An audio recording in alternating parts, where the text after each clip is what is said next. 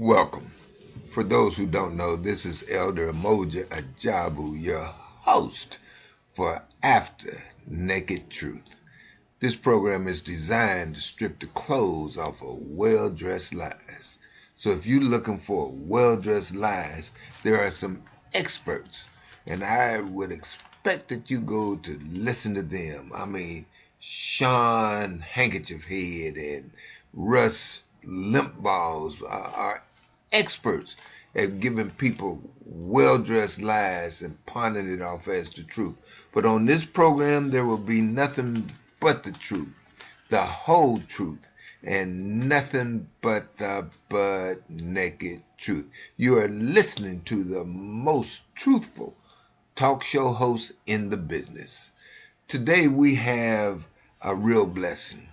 We're going to talk to Dr. Nzinga Harrison, who is going to share with us a situation that is going on with her brother and the justice system here in America. First of all, welcome to the program. Thanks, Dad. And yes, she is my daughter, and I want to, first of all, just give people a little historical background as to who you are and your accomplishments, and then go into the situation with this article that was just done in the Current in Carmel about your brother, and talk about the initiative, how we want to go forward. Okay. So, as my dad mentioned, I'm Dr. Nzinga Harrison. I'm a physician, and my specialties are psychiatry and addiction medicine. I'm the chief medical officer of a behavioral health care system currently. I live in the Atlanta area. So I was born and raised in Indianapolis, Indiana. And obviously Moja Ajabu, my dad, and then my mom, and brothers and sisters. I think currently, if you want to talk about professional accolades, obviously I'm a healthcare executive. I mentioned chief medical officer, also co-founder of an organization, Physicians for Criminal Justice Reform, campaign Psychiatrists for Let's Get Mentally Fit, which is a public stigma reduction campaign, and have pretty much centered my life work on the destigmatization of addictive disorders and other mental health disorders. So now you have started a petition drive concerning acquiring clemency for Debo. Please share with people concerning that. So for your listeners who are from the Indianapolis area, you will be familiar with my brother's case. It was 1994 when he was arrested in connection with a triple murder that happened in Carmel, Indiana. Although my brother did not kill anyone, he was offered a plea deal that would require that he plead guilty to having committed the murders. So he refused to do that, and actually told me since that as much as we know that the criminal justice system is often not just, he just honestly believed that if he told the truth, justice would be served. So he pled not guilty, was ultimately convicted of 10 felonies, including 3 murders. That was 25 years ago. For the last 25 years, we've been exercising all of the legal options, appeals, post-conviction release, all of this sort of thing, without success. So we're at the point where the only option for my brother to be released from prison, where he's been for 25 years, is clemency. And just to give a little background on the story, my brother Kofi, Kofi Ajabu, was home in between his sophomore and junior years of college, where he was studying to be a veterinarian, was working at Noble Romans on 86th Street in Indianapolis, and met a guy at work who turned out to be the worst guy ever to meet. Fast forward, ends up in this situation on this day where 2 kids and a young adult were killed. And so for 25 years, we've been trying to fight because he was given a plea deal that would have sentenced him to 40 years right, Dad? Which would mean you would serve 20. So at this point, if they thought 40 years was a sufficient sentence, if he had actually killed people, then the conclusion we can only draw now is that at 25 years, he's still in prison as punishment for exercising his right to due process. Certainly, if you think 20 years served is adequate time for someone who has committed murder, 25 years must be too long for someone who hasn't. And so clemency is purely a political decision, has nothing to do with the facts of a case, and it rests completely in the hands of the governor, Eric Holcolmb. And so because it is a political decision, the governor needs to know that he has support from his constituents and broader to make this decision. We've been working hard to develop awareness about my brother's case, to create a groundswell of support so that Governor Holcolmb understands that there is support for him to do the right thing, which is to exercise forgiveness and justice and mercy, and not forgiveness for murders committed, because my brother didn't commit the murders. But he was there in an awful situation, for families that have had to go through tragic experiences. So forgiveness for kind of being with people that would put you in a situation like that. I guess the definition of mercy, of course, is when you know there has been a wrongdoing and you have the power to undo that. Exercising mercy is undoing that wrong. And so knowing that my brother has served 25 years for murders that he didn't commit, the governor has the right to, the ability actually to exercise mercy in that case. And then, of course, justice. We don't want him serving 25 years for murders that he didn't commit, or anybody for that matter. And so we've led a petition on change.org. If you're in front of a computer, you can go to change.org and put in Kofi's name, Kofi, Ajabu, Ajabu, and it'll pull it up for you. If you're not in front of a computer, you can text the word justice to 27126, and you'll get a link to the petition. And we ask that you read through, there's a brief kind of discussion, or I guess explanation of what our goal is. Read through, and if you agree that clemency is warranted and you want to lend your voice to letting Governor Eric Holcolmb know that he is supported in making that decision, then sign the petition and share it widely across all your social media networks, across everyone you know. Give them 27126 to text the word justice to, because the more we can demonstrate that support, the more Governor Holcolmb will be able to make the decision for clemency for my brother. There was an article that was recently done in a paper, and its name is Current in Carmel. And in that paper, it actually, in the article, which is done the 25 years later, that was done, it actually interviewed the prosecutor in the case, and I thought that he had some very interesting comments. Share those comments and help us to understand, because he was talking about the compassion and how he had actually, in fact, I can read what he said. Dan Henke, who helped prosecute the cases and now serves as Fisher City Court judge, said the horrific crimes was one that many people felt wasn't supposed to happen here in Carmel. Communities such as Hamilton County 25 years ago and yet today are centered on families with kids in that age demographic. So people live here because they feel safe. When something like that happens to children, I think for everybody who lives here, it hits close to home.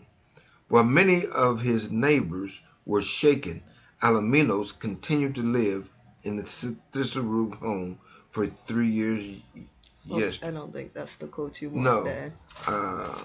But the quote that he had said is he didn't think that, or he talked about uh,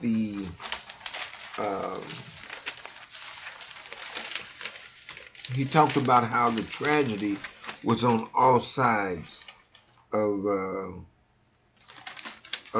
the for both the victim and the people that were caught up in that. Here, Hinkie, who prosecuted Walls's murder trial and portions of Ajabu's case, said in addition to grieving for the victim's family, he feels some empathy for the Ajabus as well. They lost a son. He shouldn't have been involved in this, Hinkie said. From all we know about him, his life, and his character leading up to this just wasn't supposed to happen to him.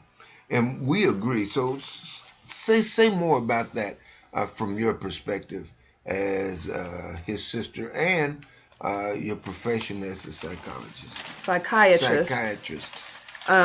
So I was really heartened by this article. I thought the author did a really nice job of being able to be compassionate on both sides of the tragedy, which can be very difficult when there's a tragedy like this. And so I was really heartened by that. And I think, Prosecutor Hinkie prosecuted this case with the evidence and the feelings that he had at that time. But I thought it was really important that he also was able to see, based on everything we knew about Modibo, or Kofi, we call him Modibo in the family, but Kofi and his upbringing and who he was, that he never should have been involved with this. And I mean, that's exactly the position that we have as a family. This is nothing we would ever expect any of us to be involved in.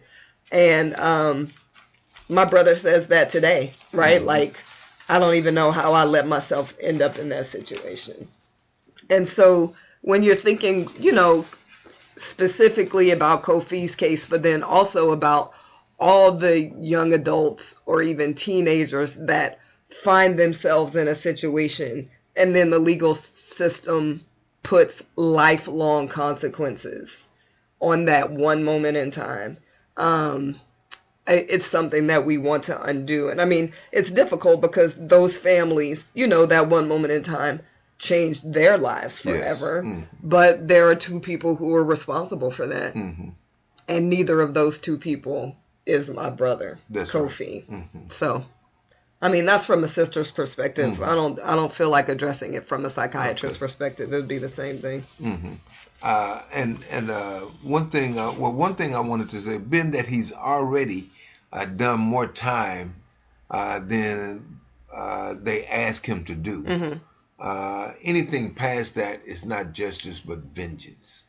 And I would like for the governor to use his authority to make that happen. But also, when you talk about the situation with Kofi, he has had some academic accomplishments while he has been in prison. Can you share those?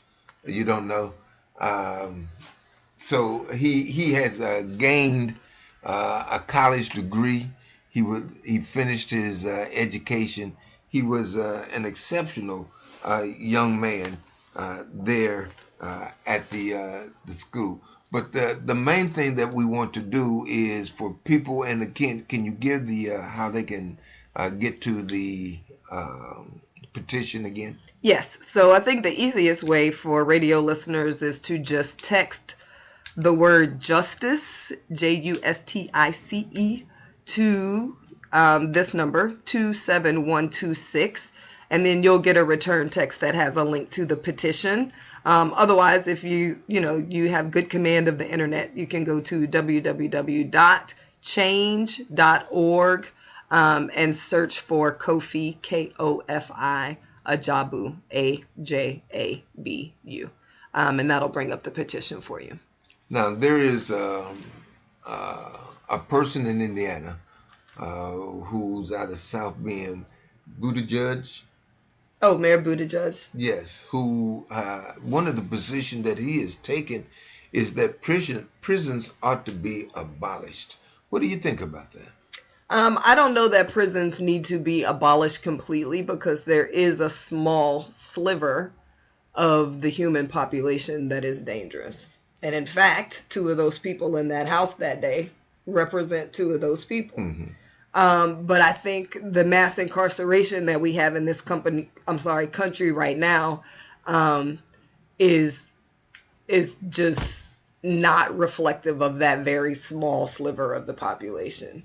And so I think we could probably reduce the prison population 90-95%, because we're imprisoning people for things that really represent other needs and lack of resources on the outside. And it's kind of a multi-system situation that is incarcerating vulnerable people.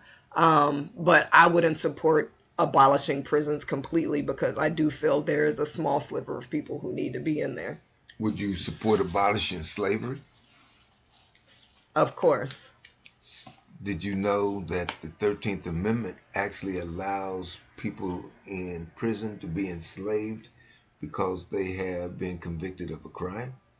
So you can change the 13th Amendment without abolishing prisons. Well, is it possible? And I should say, I don't believe in abolishing prisons. I also don't support the way prisons are run in this country. Now we're getting on the same page. Yeah. Because you can isolate someone from society without imprisoning them. I agree completely. And so I think that when you look at Buttigieg's position, I would interpret that to mean that he is not saying that no matter what you do in society, there not should be a cost, or you still should be able to exist in society, and you should be removed from society, but not in the way that they are removing people from society legally, which is actually legalized slavery. Well, slavery was legalized when it was out in the open and not enslaved. So I would hope that in this political environment that would be part, and he's out of South Bend. We might want to try to touch bases with him to see if he would not take a position on that and get some more clarity on that. But we are sure. If anyone knows Mayor Pete Buttigieg and would be willing to make a connection, we would very much appreciate that. Yes, so and we also were looking at how the discussion or the dialogue, the public discussion, has moved toward reparations, and most people are talking about money, but can we talk about freedom in that regard also? I know that you think that that's a stretch, but I tend to think out of the box and things, and want to just look at all of the angles when you talk about justice in America, because I'm pretty concerned about how America treats people. And I can even go to the people that are trying to get into the country down on the southern border, and how they shouldn't be allowed in illegally, but they're still humans.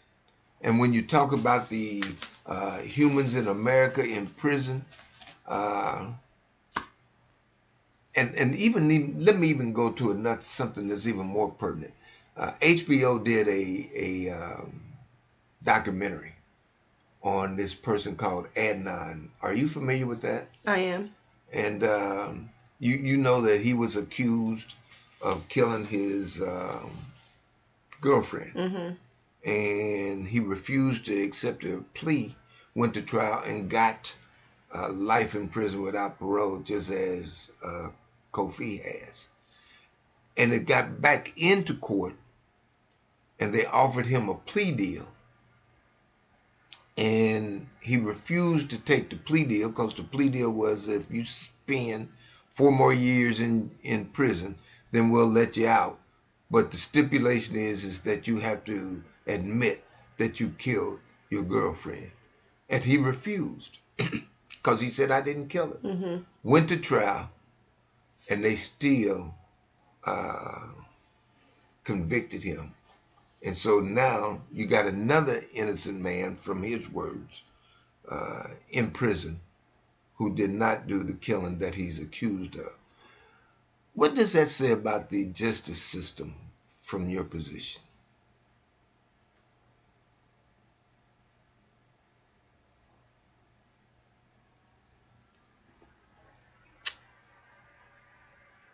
It's a tough question. It's not a tough question. Okay. I have my thoughts on it, obviously.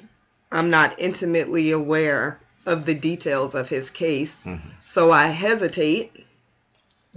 So let's not take it as a fact, but say if it is so that he did not kill his girlfriend, as Kofi did not kill anybody in that house that he was in, and yet and still both of them have, and we know for a fact that Kofi didn't. That's what I was gonna say. I can talk about my brother. Right. We. So. Okay. So talk about it from his perspective. We know that he did not kill anyone, but yet and still the system is still treating him as if he did kill someone. This is why we're advocating for clemency. Exactly. Because he didn't kill anyone. He was given a plea that he refused to accept because his integrity says, I'm not going to say I killed someone when I did, because I would never kill someone. And so now he's been in prison for 25 years. That is unjust, because he's serving time for murders that he didn't didn't commit.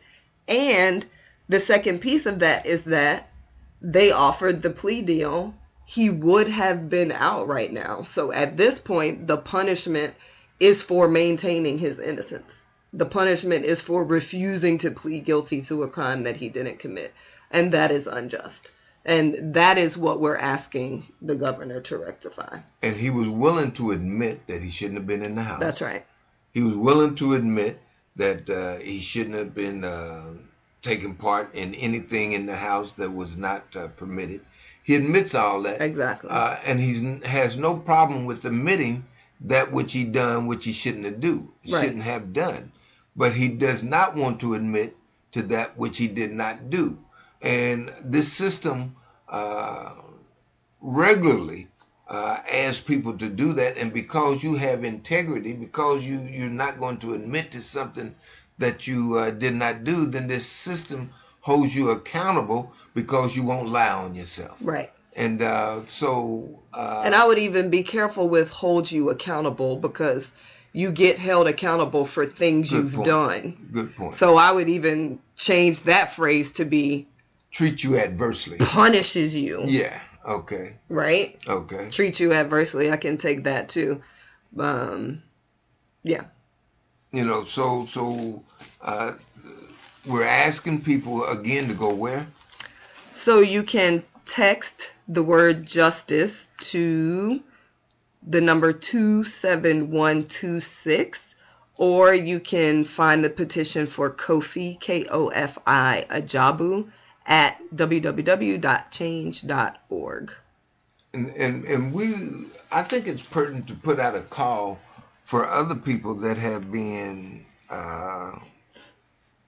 treated unfairly, to where it's that we can come together and maybe have some impact on these type of decisions, to where it's that a plea agreement trying to clear up cases and knowing that it has the leverage to make people admit to things that they did not do in order to get out from prison. Maybe we should come together and maybe lobby the legislature to change that, to have plea deals that are based on what the evidence says a person did, and not them just saying, all right, we're trying to clear it all up, we're trying to look good, this looks good for our political